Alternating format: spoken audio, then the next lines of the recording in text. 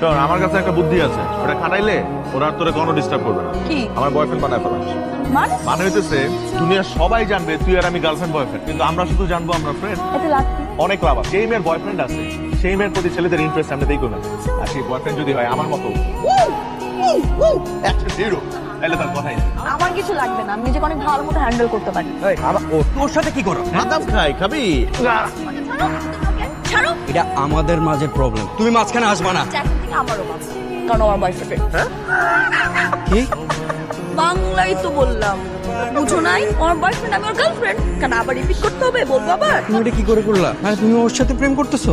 আশ্চর্য, এখন আমি কার সাথে প্রেম করবো কার সাথে প্রেম করবো না, সেটা কি তোমার কাছে আমার অ্যাপ্লিকেশন দিয়ে পারমিশন নিতে হবে? তুমি তো আমার সাথে প্রেম করতে পারো, তাই না? তো অনেক আগেই বাদ, তুমি তো কোনোদিন আমার ওয়েটিং লিস্টেই ছিল না, অনেক আগেই দেখবে। আচ্ছা যাই হোক, শোনো, আমাদের না এখন একটা রোমান্টিক মোমেন্টে আছি আমরা, তো আমাদেরকে ডিস্টার্ব করবা। হ্যাঁ, ওটাই। চলো তো বাবু, আমরা একটু প্রেম করি।